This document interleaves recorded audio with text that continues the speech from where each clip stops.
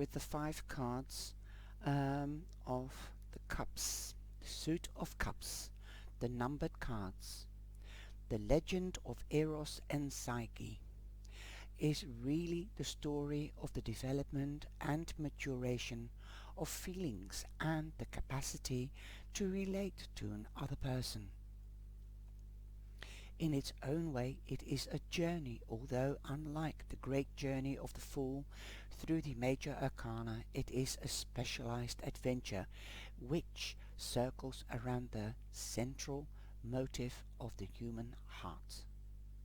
Psyche, in Greek, the word means soul, was a princess of such remarkable beauty that the goddess Aphrodite herself was jealous of her. She instructed her son Eros, the god of love, to punish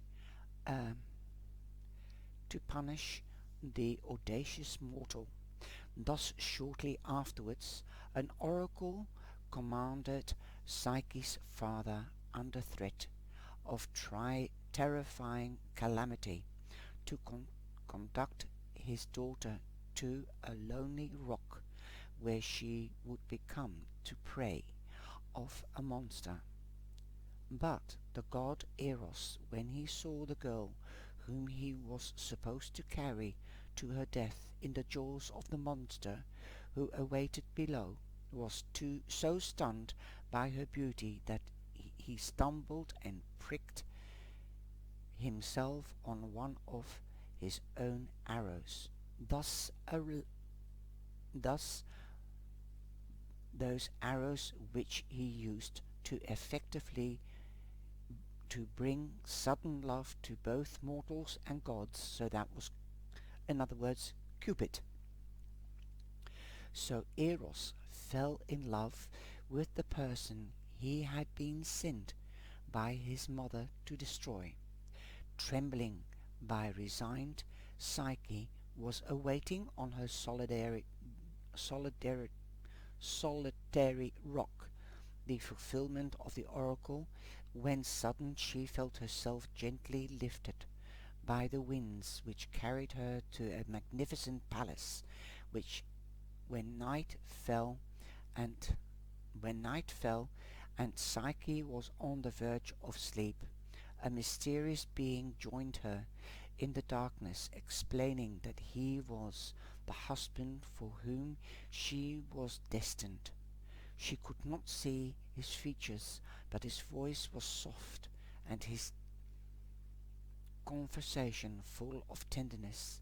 Their marriage was duly celebrated, but before the return of dawn, the strange visitor disappeared, first making Psyche promise never to attempt to see his face. This is the devil. But you should know that. So let's see what happens. Okay. Psyche was not disconnected with her new life, or discontented with her new life.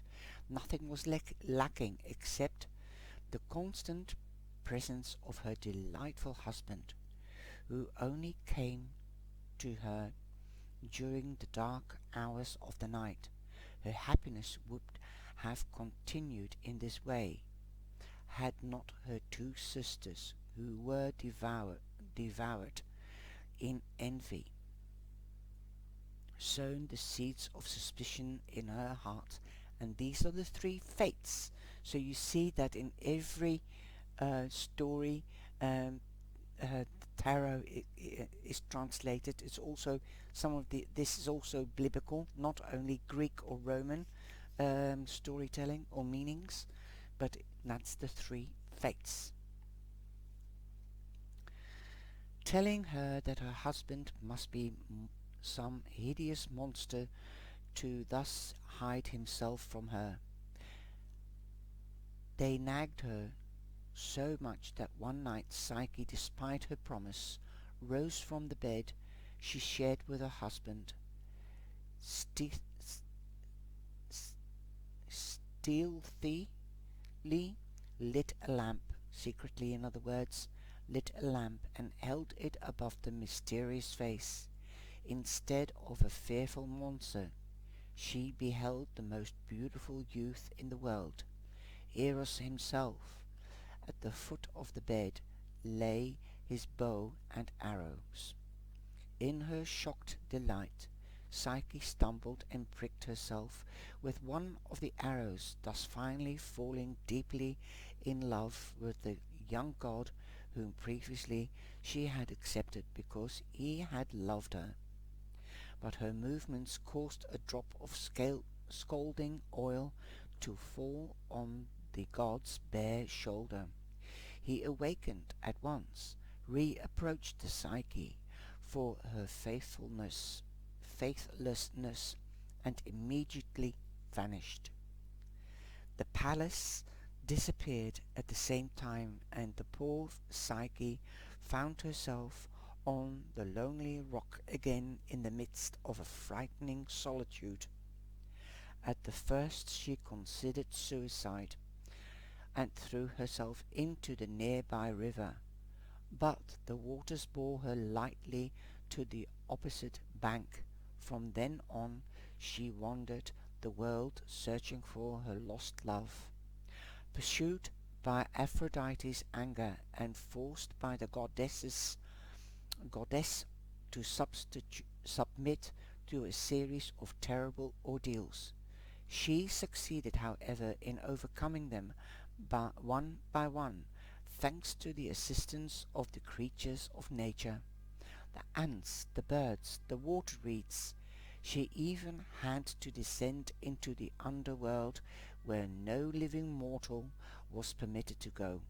Finally, touched by the repentance of his unhappy spouse, whom he had never ceased to love and to protect, Eros went to Zeus and implored permission for Psyche to rejoin him. Zeus consented and conferred immortality upon Psyche. Aphrodite forgot her rancor, and the second wedding of the two lovers was celebrated on Olympus with great rejoicing.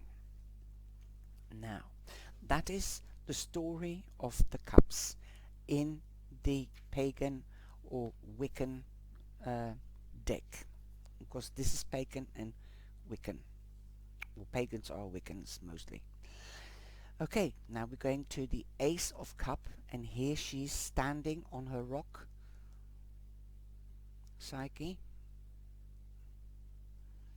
and here is her god, Eros, standing on the rock there as well. This is where the waters lift her out. So that's the beginning of the journey. We'll see what the story is all about. But I love this book. I love the story as well. I've learned it in Roman and Greek, and also with the Bible. The Bible stories come back as well in this. Like I said, the devil, that was Eros. But if you go back to the Empress, way back into the Big Arcana, the Empress is the mother of Psyche, and then she had another name. Okay, and that's when the cranberry fruits, Eros, or the devil, gave her cranberry fruit. That's also the forbidden fruit. In others it's an apple, like Adam and Eve, and so that she could travel between the two worlds. Excuse me. Okay, now we're going into the Ace of Cups. The card of the Ace of Cups portrays a beautiful black-haired woman rising from the foamy sea. She holds the single golden cup. In the card we meet the goddess, who is the initiator and moving power behind the tale of the love of Eros and Psyche, Aphrodite, the foam-born goddess of love in its most noble and its most degraded aspects. In myth, the birth of Aphrodite was a strange one, when at the instigation of his mother Gaia, the wily Kronos had castrated his heavenly father Uranus. He cast the Uranus. He cast the severed tentacles into the sea. They floated on the surface of the waters, producing a white foam, out of which rose Aphrodite, carried on to the breath of Zephyrus, the west wind. The goddess was born along the coast of Kythera and finally landed on the shores of Cyprus.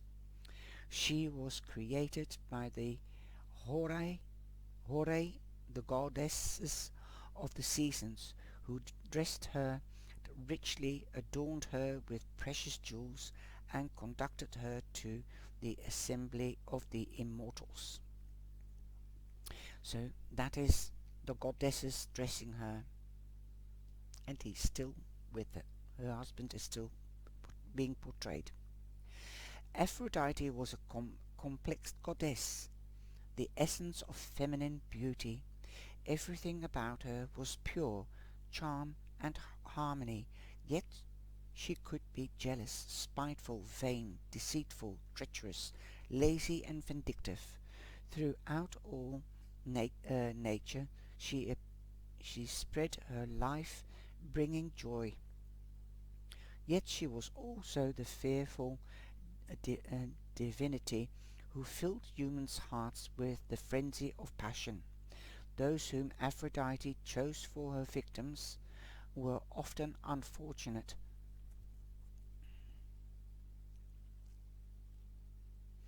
Such would betray their own fathers, or abandon their homes, or would be overcome with incestuous of or bestial passion. But the same Aphrodite protected legitimate unions and presided over the sanctity of marriage. In short, Aphrodite is an image of the force of nature. The meaning of the aces in all four suits of the minor arcana is an initial eruption of raw energy, and the black-haired goddess emerging from the sea, bearing her single golden cup, represents an upsurge of raw feeling. This is the urge toward relationship, which must precede any actual encounter with an other, for if we are not ready, then the other will not appear.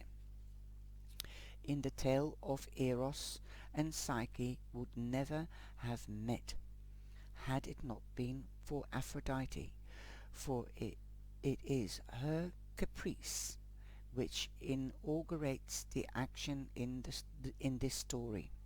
Thus the Ace of Cups implies the beginning of the great journey through the realm of the heart, where abundance of feeling erupts and drives the individual into a relationship. On the divinary level, the Ace of Cups heralds an outpouring of feeling, although this feeling has not yet differentiated and emerges as a raw, vital, and often overwhelming. The potential is implied for the beginning of a relationship, although often this has not yet manifested. The individual is ready to embark on the journey of love. Okay, now it doesn't say anything about intuition or spirituality, and that is what you have to learn. If you're starting with this deck, it's very simple. It gives you the story behind each card, but it gives you one of the basic meanings. Now, what I'm going to do, if it is incomplete according to my knowledge and my feeling, I will give you more keywords for the Ace of Cups. So it means love, it means passion, because the element of water, and that's what the element of water stand for. Love, passion, nurturing, caring, sensuality, and sexuality. Now you can, out of this story, you can see Aphrodite was the goddess of love or sensuality, sexuality. So boom, that's where those keywords come from. This is how you can analyze it for yourself with each card. Now, I won't go too much into the big story because I want to flip through the smaller arcana, because I would like to start perhaps a series with the herb crafters. Okay. Now, if you want to know more about the stories, I suggest get this book. Okay, now we're going to the Two of Cups. Here we've got the sea monster, one cup, and the other cup. Where's the other cup? I don't see the other cup. Ah, there, he's holding it. Eros is holding it. The Two of Cups. The card of the Two of Cups portrays the initial meeting between Eros and Psyche. Psyche, dressed in white to proclaim her virginity, is bound by the order of Aphrodite on the high rock surrounded by sea. At her feet stands the golden cup. She looks away into the distance, awaiting her certain death in the jaws of the monster who lurks beneath the sea. Behind her, Eros hovers in the sky, shimmering with his golden hair and golden wings. In his right hand, he holds the golden cup. In his left hand, he carries the arrow with which he has just accidentally pricked himself, thereby inadvertently falling in love with the woman he has been ordered to kill. And then it goes into the divinity. I'm not going to, I'll read a little bit for it and then I'll give you the keywords. The twos in all four suits of the minor arcana represents a polarization of the initial raw energy of the aces. Here is the Two of Cups that polarizes implies the attraction of man and female, of male and female. The raw feeling which erupted in the ace has now found an object, and Eros has found an other with whom he can fuse. And goes on about, this is just going in, analyzing the story. We've just heard the story that I've said before, and the ace, so I'm not going to go too much into that. But two means partnering up, infuse. That there again you can get the meaning, but it's a very long meaning, extensive. Partnering up, balance, also soulmates. The Two of Cups is soulmates because they were infused, so, and they were they would live forever, so soulmate, they were in heaven. There you are. Okay. The Three of Cups. This is where the goddesses dress Psyche. Okay. The Three of Cups. The card of the Three of Cups portrays the wedding of Eros and Psyche, standing on a rocks, surrounded by water. Psyche faces us dressed in a bridal gown, her hair checked with flowers. She holds a bunch of white lilies. Behind her is the bridegroom who she cannot see yet. Eros, the radiant god of love, armed with his bow and quiver of golden arrows around them in a circle. Dance three Odines of water nymphs, each rising from the water and holding aloft a golden cup in celebration of the marriage. Now, the threes in every suit of the minor arcana represent a stage of initial completion.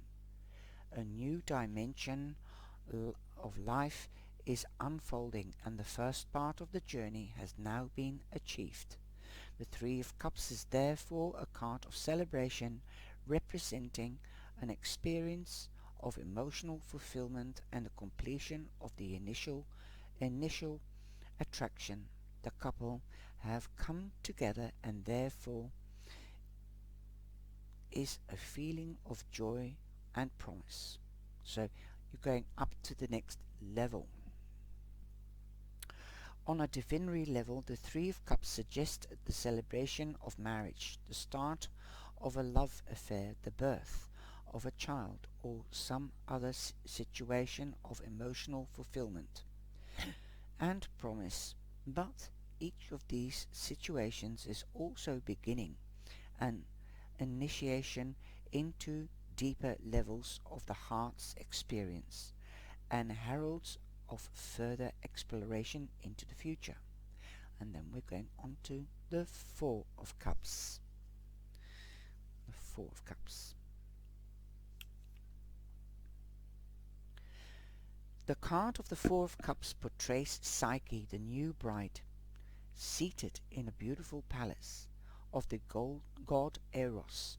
And we've heard that in the story as well, and what happened there. Okay, it describes the card, that she's sitting there with her sisters, clothed in red. Sit her ugly sisters, this is like the Cinderella story, clothed in red and black gowns. Okay, they are whispering to her that her bridegroom must be a dreadful monster, otherwise why would he conceal himself from the light of the sun and visit her by night? On her face Psyche wears a look of discontent. Before her stand 4 golden cups. Wow. Now, and I'm not going into the story any further because we've heard it. On the divinatory level, the Four of Cups argues a time of dissatisfaction, boredom. There you are, that's where you see the boredom. And depression within a relationship. There is a feeling of being let down or cheated, although the one who does the cheating is usually oneself, because one's unreal expectations, dissatisfaction can lead to long-lasting, unexpressed resentment, and it can lead to looking more deeply at a relationship, a harder path, because previous assumptions and fantasies will then be challenged. Now, usually we see a person sitting under a tree in Rider-Waite's deck and being either bored or in thought, depressed, could be thinking. So that's where that comes from.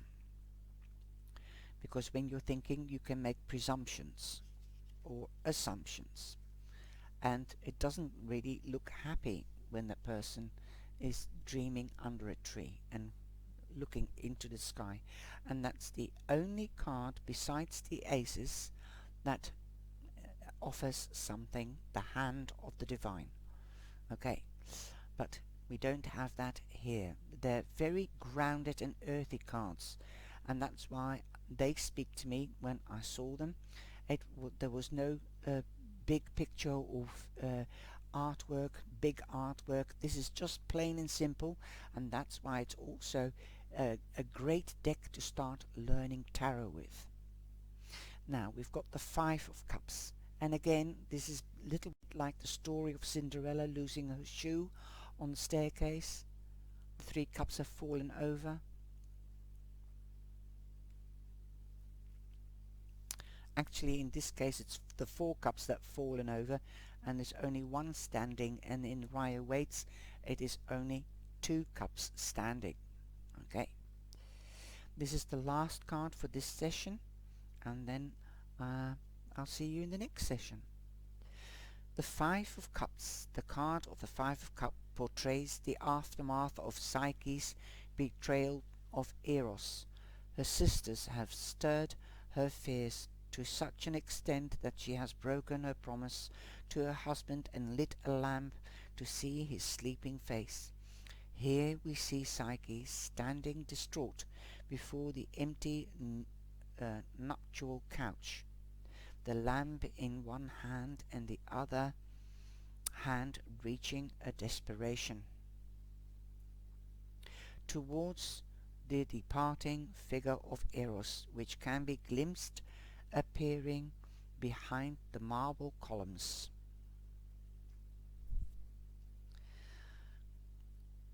of their beautiful palace. In the foreground 4 cups lie overturned, their contents spilled over the floor. A 5th cup remains standing still, intact. Now, I'm even learning something now. Knowing the story, the 4 elements, we have to go, that's the 4 elements, that's why I think that's why the 4 cups have fallen over, because we have to go through thinking, emotions, actions, and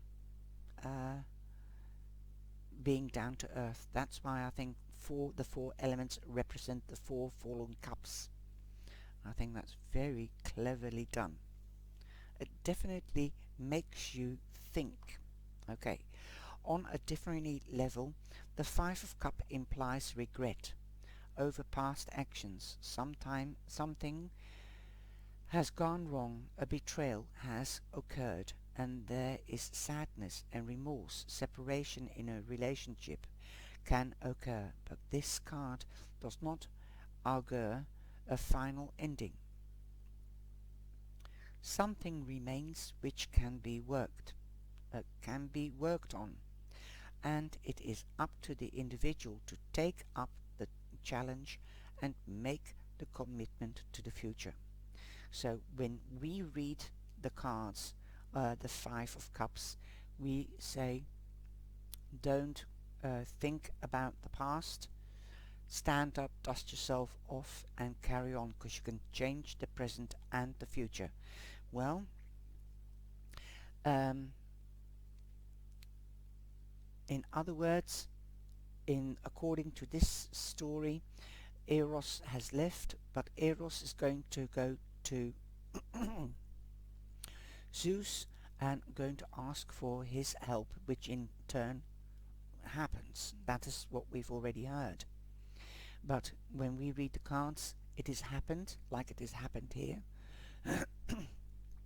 But usually it depends on other cards, whether you can take up that challenge or whether you can't. Like if you've got the 10 of Swords lying before it or next to it on the other side, or the 9 of Wands or the 10 of Wands, then it is irreproachable. Then it is actually stand up, dust yourself off and change the present and the future. Carry on your own. But in this deck it says it is not final yet. So that is great stuff. That is positive. So the 5 of Cups is not that negative as sometimes it's thought to be. Okay. So come out of your head. Both of the cards come out of your head. Think about it, how to be strategic to get all those cups standing up again. You'll have to go through the emotions and actions, etc., etc. Okay, so I'll see you in the next edition. Please like and share, and please leave reactions. I hope you are enjoying the series. Take care and stay safe. Ciao, ciao.